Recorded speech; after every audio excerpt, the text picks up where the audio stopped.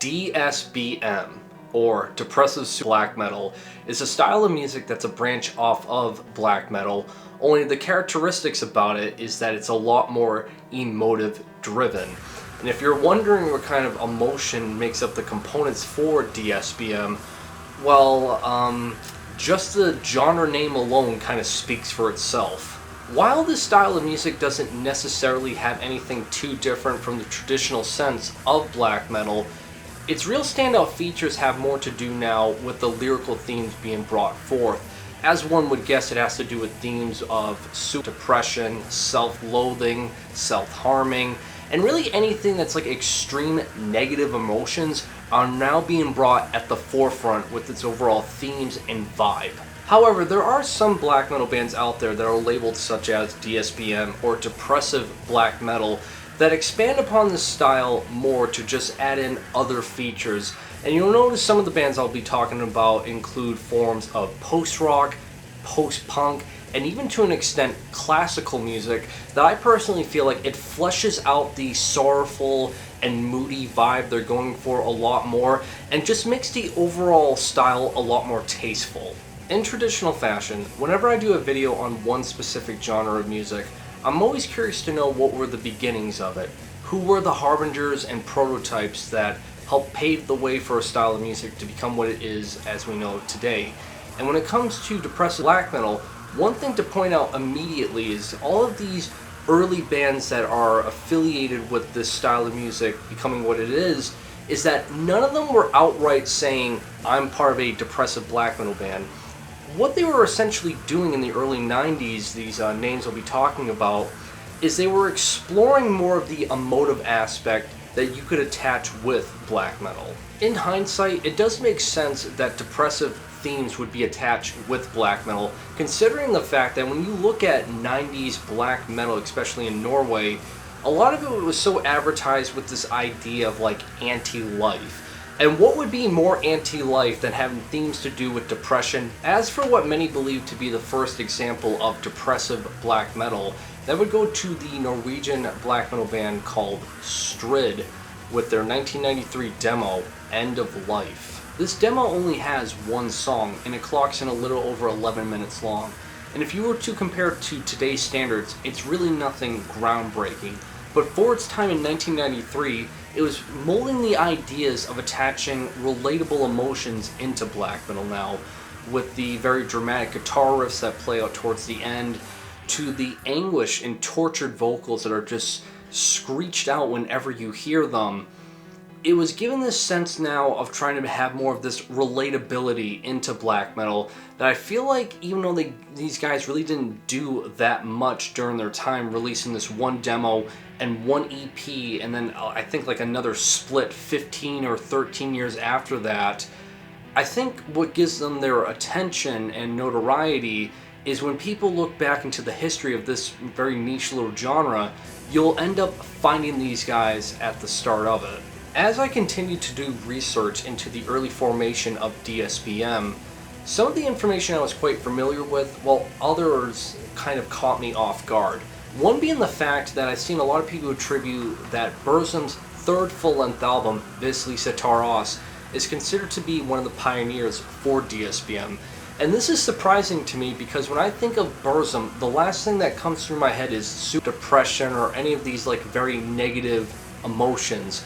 But I think a huge reason as to why people attribute this to like, you know, a prototype for DSBM is when you look at the album title, when you translate it to English, that being If the Light Takes Us, I believe the themes of this album have more to do in the sense of like dealing with one's mortality.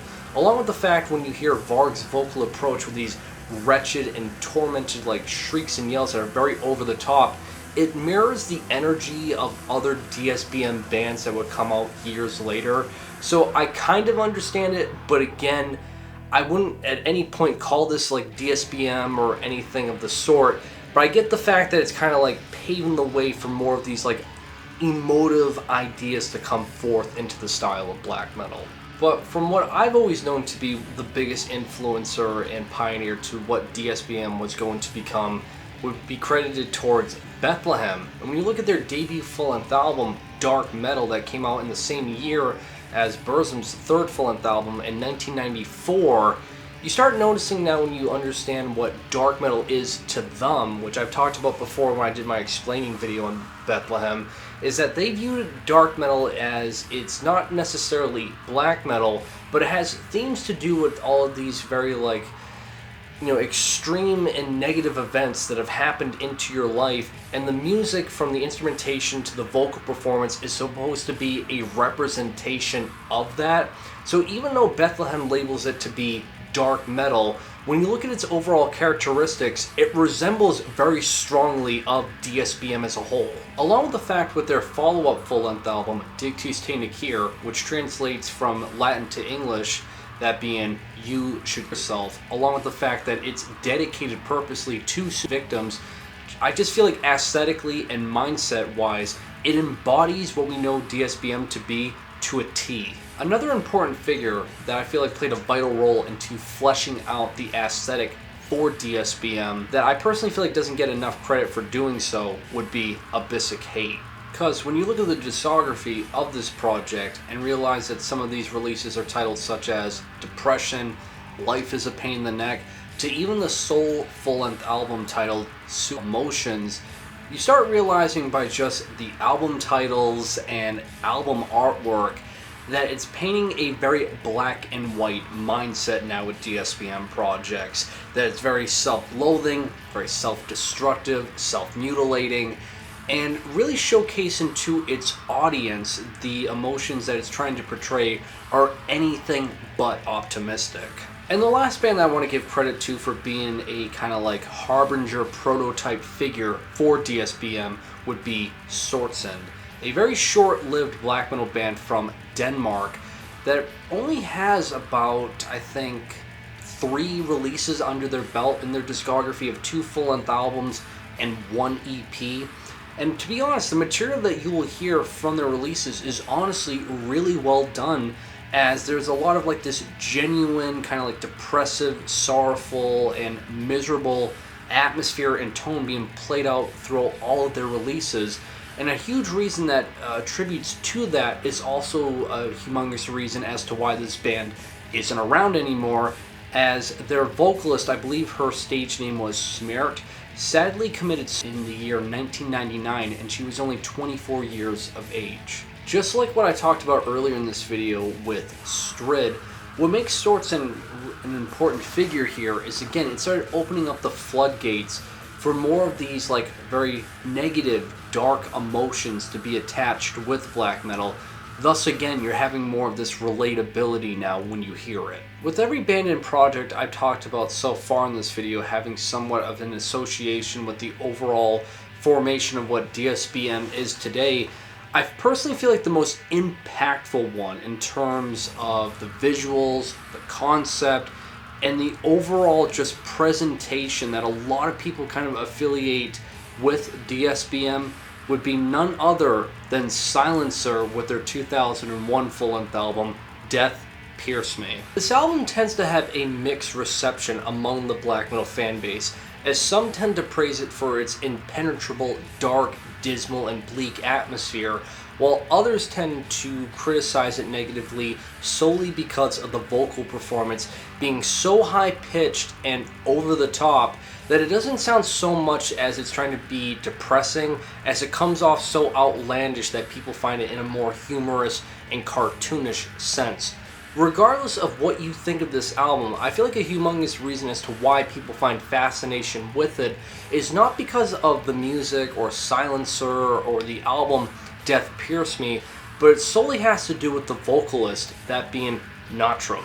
This individual isn't so much a black metal figure for the style of DSBM, but more so of that of like this urban legend for extreme music. All the information that you could search up online about Drohtnung has never been confirmed, which raises a lot of suspicion to believe if this individual is even real. Like, supposedly his real name is Michael Nelson, never been confirmed.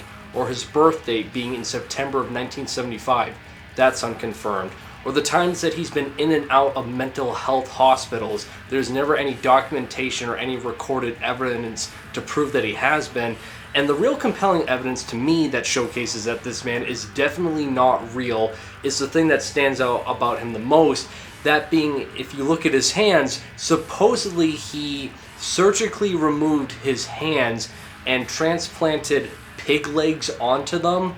And just medically, that's physically impossible to actually happen, which has like this big giant gaping hole of like any evidence to support if this man's real or not, if you're going to lie about something like that.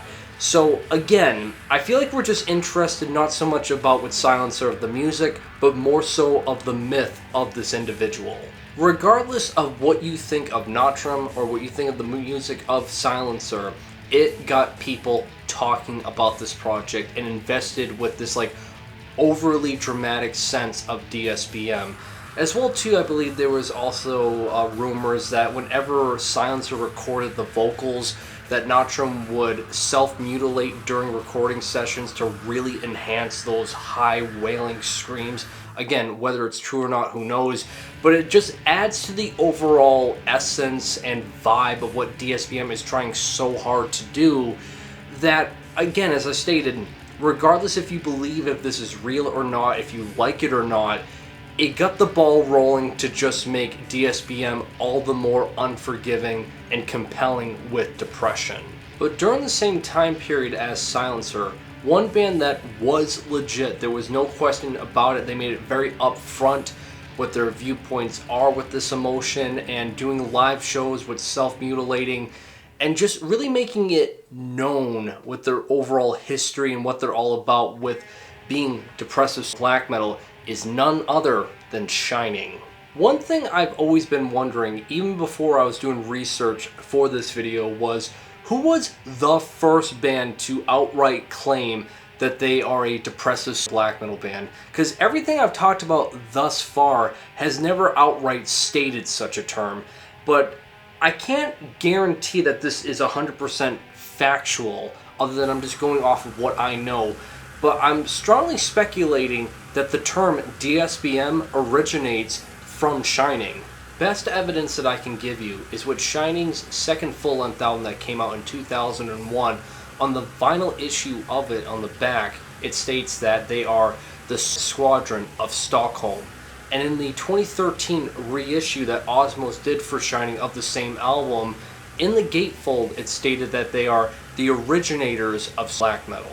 Let me remind you guys once again that this is all the evidence and information that I am aware of. Again, this isn't like anything factual that proves that Shining is outright the first band to claim that they are. If any of you guys know differently that predates this information about this term, definitely let me know in the comments.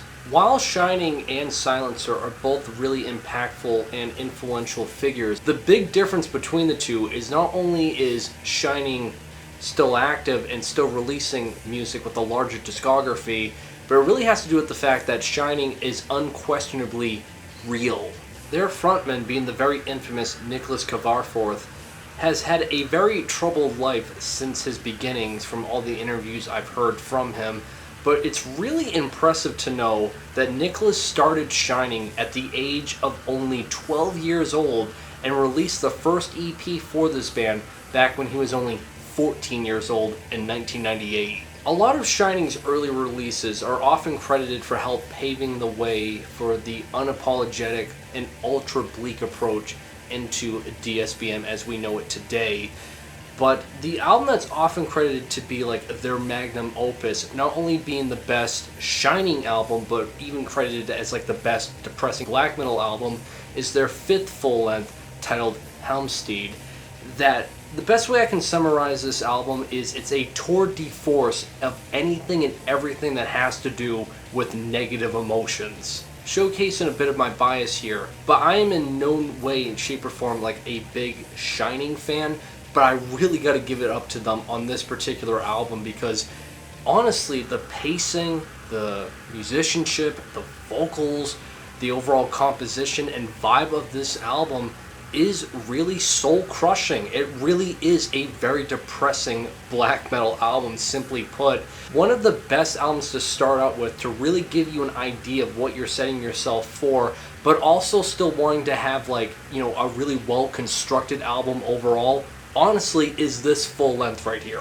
The only other thing to point out with Shining is, as I stated earlier, the difference between Shining and Silencer is that Shining is undoubtedly real, as they've done live shows and they've even done interviews on their perspective of news. They've even been asked this in a 2008 interview, and Nicholas replied with, "Of course we support Shining, support all that is negative in this bastard world of ours.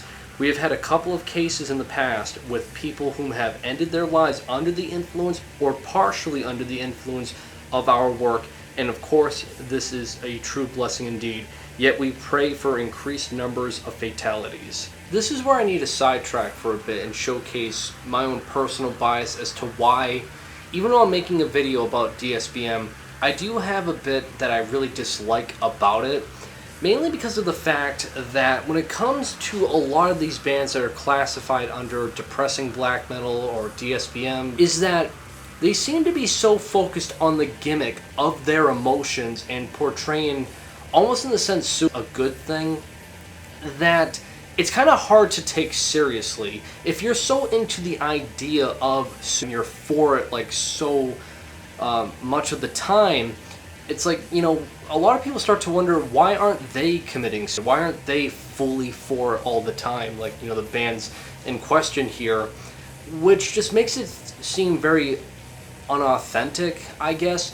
And it doesn't help either that when you look at bands like Silencer, for example, with all of like this, you know, urban legend lore attached with it, it's hard to take seriously as fact. Or when you look at Shining, for example, and you read interviews that Nicholas has done, or the fact, too, that back in 2006, I believe, Shining proclaimed that Nicholas went missing, and that it was alleged that he committed suicide. And in 2007, they did a live show of this ghoul cloaked figure, but it just turned out to be Nicholas in disguise, so he kind of just faked his own. It's like, when you look at stuff like this with the information on DSBM, for me personally, it's just always been like hard to take seriously at times. However, what always draws me back into this style of music is the fact that yes, there are individuals out there that are very authentic with it, unapologetically, in every which way, shape, and form.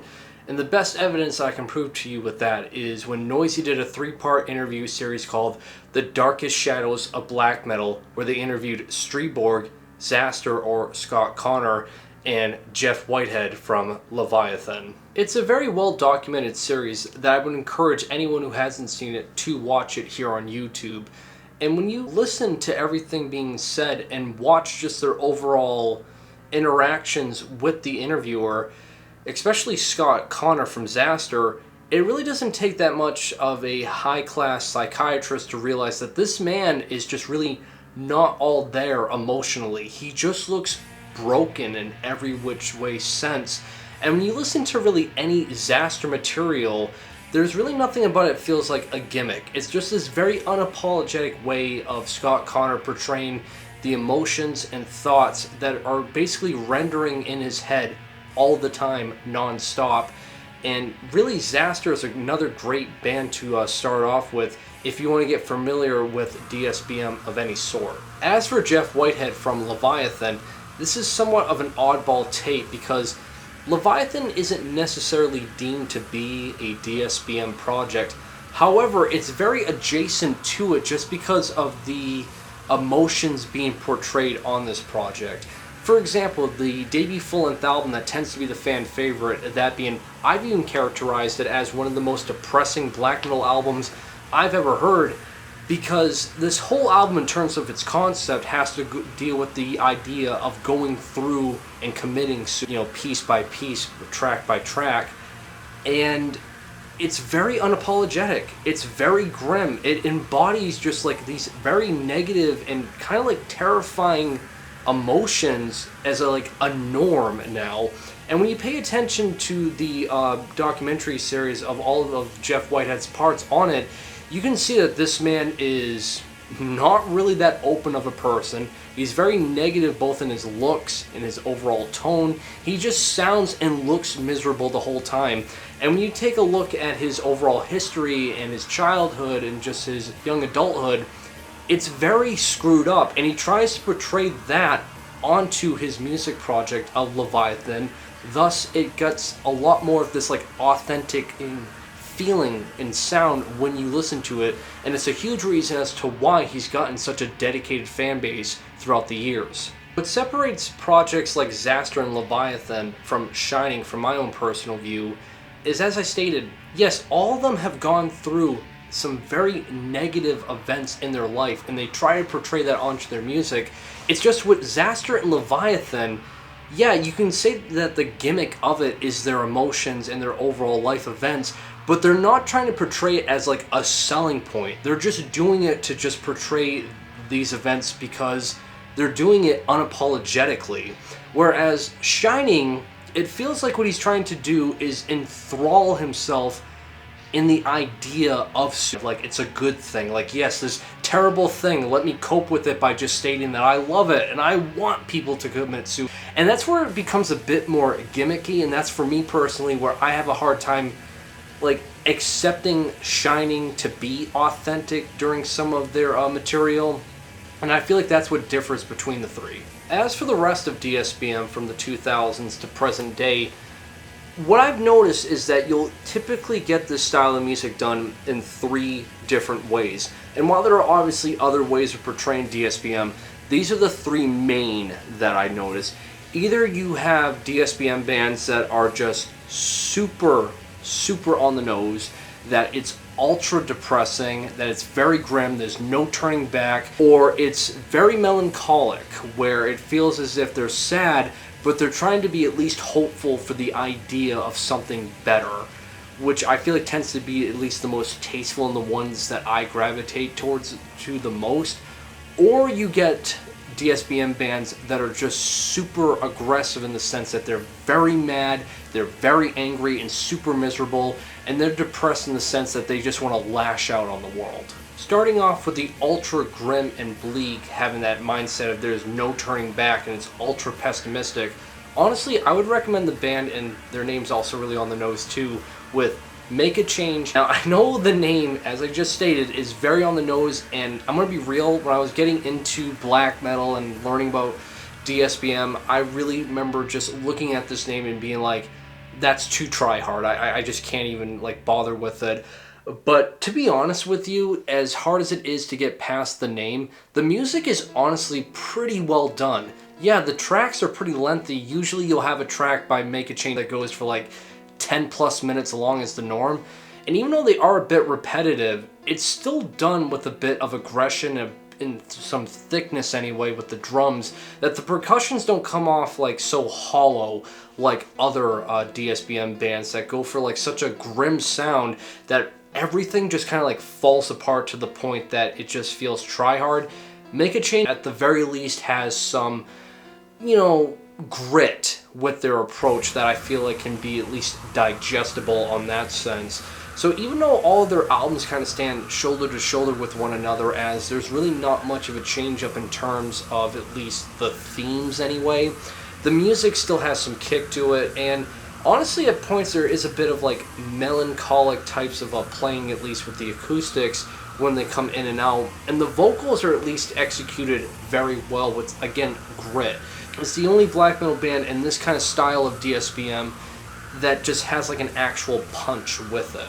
As for bands that go down more of the melancholic route, even though these guys aren't my personal favorite, I still feel like they are very influential and important for the subject matter, that I would strongly recommend Life Lover with their debut full-length album. Now, as I stated way earlier on in this video, there were some DSBM bands that tried to expand upon the sound by adding in other forms of music such as post-rock, post-punk, and classical music. And with Life Lover, they definitely were inspired by forms of post-rock and post-punk on some of their albums that makes everything a bit more moody and adds an actual substance to the overall depressive and bleak, grim atmosphere they're trying to create. And with this debut full-length album right here, one thing that really kind of sells me on this overall melancholic vibe that they're going for is, well, yes, it has all the components you're used to hearing in black metal with the other forms of post-rock and post-punk being scattered throughout it. It's all these transitions of all different sounds of like either a little girl I should say, laughing, or a carnival kind of like ride theme going off, that gives me this perspective that Life Lover is trying to at least wish for a better time. They wish that they could get out of like this depressing kind of like mindset that they're in, that makes it feel a bit more expanded upon than just, I'm depressed and now I want to die. And for those who enjoy Life Lover, let it be known that the mastermind behind this project is Kim Carlson. He's the vocalist and guitarist, but writes all the material for it. And sadly, Life Lover disbanded, I believe, in 2015. But for those who are searching more material similar to it, strongly recommend checking out Hypothermia, as it's basically Life Lover 2.0, as Kim Carlson once again writes all the material for this project. And even though they haven't done anything of any new material, I believe, in like a decade, for those searching for similar bands like Life Lover and Hypothermia, or basically anything similar to that of Kim Carlson, strongly recommend you check out the band Psychonaut 4, as they are pretty much a very respected DSBM band, again in this vein of like more of this melancholic sense, that again has similar traits to Life Lover and Hypothermia. However, for my own personal bias, what is one of my personal favorite DSBM bands as a whole, regardless of what route they're going for, that's again more in vein of the melancholic sense, would be Thy Light. This band has not really released that much material, but what they have released is honestly top-notch black metal, regardless if you consider it DSBM or not. This feels very well done, it has a lot of maturity to it, but it's a lot to engage and get engulfed with, especially their demo that, as I stated earlier, there are bands that take classical influence, and Thy Light definitely does, because the piano and keyboard work on this album is some masterfully well done stuff that I can't help but just give up props to Thy Light. And the compositions of the guitarists on here, as simplistic as they are incredibly massive and will just engulf you instantly. I feel like, again, for anyone who just wants some really well done black metal, Thy Light is a name that doesn't get enough love. And when it comes to the conversation of DSBM, honestly, I personally feel like they're one of the more unappreciated names in this style. I wouldn't forgive myself if I didn't include this band and album as well, that being Coldworld with the debut full-length album Melancholic 2. I don't care if this is a more accessible and well-known black metal band and album that started gaining more attention around the latter half of the 2000s. I don't care. This album just overall I feel is magnificent, because every time I listen to it, I can't decide whether or not I find this album to be beautiful or bleak and grim. It's a combination of all of those things happening all the time, I feel like. And once again, this album has more of like this classical influence embedded with the songwriting that really showcases on the composition, especially how it utilizes stringed instruments like the violin. But the song on here, Tortured by Solitude, even though it's the fan favorite and everyone knows that song on this album, I don't care. It has hooks, it has a lot of melody, it's very harmonizing, and I think it's just overall a gorgeous sounding black metal song. And the last inclusion for more of the melancholic approach in DSBM, I gotta give it to Dead Space with their debut full-length album, The Promise of Oblivion, which this takes me back talking about this album, because I know I'm giving more of like my own personal kind of like attachment here, but this was one of the first ever bands to reach out to me when I was doing YouTube. And I remember being linked up with this album and being really impressed by it, thinking it's a really great DSBM album. But the more I listened to it, the more I start noticing that this is way more rooted in post-punk and goth rock than really black metal as a whole. Besides some of the guitarists and vocals, really everything else about this is rooted in a different style of music, showcasing to me once again that DSBM has some other tricks it can pull up its sleeve, and going down way more of the post-punk and gothic rock section, it fits quite nicely here. That if you're looking for more of like an oddball in DSBM that's not so rooted in black metal, definitely check out Dead Space. As for the third and final example of DSBM that I noticed, that would be more of the aggressive and very hateful, miserable sense for it. And the best example that I can give you right off the top of my head would be Totalselfhatred with their debut self-titled full-length album. That in terms of the vocal approach, it's very obnoxious and aggressive, thus it really sells the whole like hateful sense very well. But the guitar riffs and melodies on this album, to be honest with you, sound really gorgeous. That this is the only album that I can tell you guys about that it's never made being so angry sound so beautiful at the same time. Like, honestly, it's a very harmonizing yet aggressive black metal album that I just think overall is definitely worth checking out. And for those who are looking for more of a deep cut for this style of music, a very aggressive, you just want to lash out at the world, miserable DSBM, then I would recommend Drohtnung with their second full-length album, Indolorous Sights. Because what this reminds me of a bit is Leviathan. And while the guitar riffs aren't as dynamic as anything Jeff Whitehead would do, what it captures is the very aggressive, pissed off, I just want to lash out at the world attitude that reminds me of it, at least in terms of that aspect. But what separates Drohtnung apart from really anything I've talked about thus far is that Drohtnung uses elements of noise into his approach, and it just makes it all the more abrasive and unforgiving, and really kind of like makes you feel as if you are in the mindset of a very emotionally destroyed individual. Reaching the end part of this video here, I'm very aware that there are a lot of other ways of making DSBM music, and I'm very aware as well that there are a lot of DSBM bands I did not include in this video because there's only so much I can talk about in one video. But I wanted to talk about just the overall history and some of the essentials along with some of my personal favorites, because DSBM overall I kind of have like this love-hate relationship with. On one hand, it is hard for me to take seriously, as I stated earlier, because bands seem to be so invested in the idea of the gimmick of DSBM that you have to be depressing and all the time, that it doesn't sound really that authentic to me and sounds more of a gimmick than anything else. But on the other end of the spectrum, I respect it because, like any other form of art out there, regardless of genre or what form that it takes, there's always going to be artists that want to portray their emotions onto some kind of a canvas. And when it comes to DSBM, you know, they make it really on the nose and it's very black and white what you're getting yourself into. That even though when it comes to more of like the emotive side of extreme metal, DSBM's definitely not the first thing I gravitate towards, but I still admire it for what it is. I still admire the fact that it's still pushing the envelope, maybe not on the musical side of things with black metal, but more of the lyrical and emotional side of things that still makes it something distinct and unique all of its own, and for that alone I do have respect for it. And that'll do it for this video, guys. Really curious to know what is some of your favorite DSBM bands and what are some that you would recommend. Definitely let me know in the comments. And other than that, like always guys, make sure you guys drink plenty of water to stay hydrated and have a great day.